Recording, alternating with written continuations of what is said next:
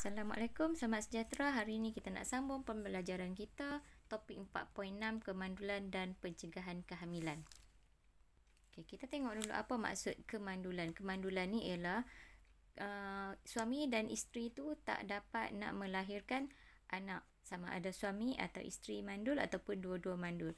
So di bawah ni muka surat 115 dinyatakan beberapa faktor ataupun sebab yang berlaku kemungkinan punca kemandulan wanita dengan lelaki. Yang persamaan untuk kedua-duanya ada di tengah ni, warna biru. Mungkin hormon tak seimbang, organ seks cacat atau masalah kesihatan seperti kencing manis. Untuk punca kemandulan wanita pula, perempuan pula, mungkin juga ovari dia tak dapat hasilkan ovum, tube fallopian dia mungkin tersumbat, uterus dia mungkin tak normal ataupun ada ketumbuhan dalam uterus. Kalau lelaki pula, punca kemandulan selain pada yang tengah ni ialah testis dia tak dapat hasilkan sperma, bilangan sperma dia tak cukup, kualiti sperma yang rendah ataupun mati pucuk. So di sini adalah kemungkinan faktor yang menyebabkan kemandulan lelaki dan wanita. Seterusnya kita tengok muka surat 116, kaedah mengatasi kemandulan. Kita ada 3 kaedah. Yang pertama, rawatan hormon untuk lelaki dan wanita. Kita tengok kalau dia ada masalah kekurangan hormon, kita bagi rawatan hormon sajalah. Yang kedua ialah kaedah pembedahan, yang ni dilakukan jika seseorang perempuan mengalami tube fallopian tersumbat atau lelaki ductus sperma tersumbat. Jadi kita boleh buat surgery buat pembedahan.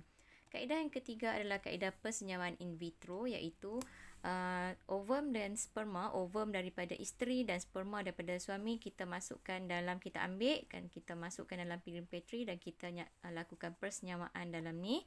Selepas tu bila embrio dah dihasilkan, kita ambil dan kita suntik balik masuk dalam uterus isteri tu supaya berkembang. Okay, seterusnya kita nak tengok kaedah pencegahan kehamilan, iaitu apa sebenarnya kaedah pencegahan kehamilan. Adalah kaedah untuk kita merancang keluarga ataupun untuk mengelakkan kehamilan yang kita tak ingini, kita tak mahu. So ada 6 kaedah. Yang pertama, pil pencegah hamil, yang ni diambil oleh isteri setiap hari tanpa gagal. Yang kedua adalah implan, kita suntik satu alat di bawah kulit ni. Alat ni akan menghalang penghasilan ovum. Yang ketiga adalah penggunaan kondom pada zakar yang digunakan untuk menghalang sperma daripada masuki faraj. Yang keempat adalah penggunaan alat kontraseptif dalam uterus, iaitu IUCD. Alat ni dimasukkan dalam uterus untuk menghalang penempelan embrio, ovum yang telah disenyawakan lah. So yang kelima, vasektomi, iaitu kita potong ductus sperma. Dan yang terakhir sekali adalah kaedah ligasi, iaitu kita potong dan ikat tube fallopian pada wanita. Bahagian terakhir sekali, kenapa kita kena melakukan pemeriksaan kesihatan dan rawatan segera jika kita ada masalah sistem pembiakan. Yang pertama, kita cepat nak kesan simptom awal penyakit kronik, jadi kita senang nak cegah. Kanser yang melibatkan sistem pembiakan masih boleh dikawal ataupun dirawat jika dikesan lebih awal.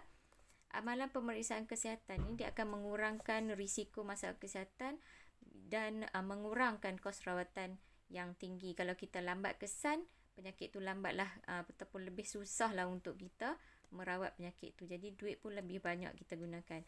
Lepas tu, kaedah pencegahan kehamilan yang betul dan selamat dapat difahami bila kita tanya dengan doktor yang bertauliah. Tugas hari ini senang saja. Kamu tengok modul muka surat 16, kamu jawablah soalan 11, soalan A sampai G, dan cikgu rasa kamu cuma susah sikit nak jawab soalan F. Soalan F dan soalan E ni tak payah buat sebab tak ada dalam buku teks. So jawapan untuk ni ada dalam buku teks muka surat 117 di sini. Selamat mencuba.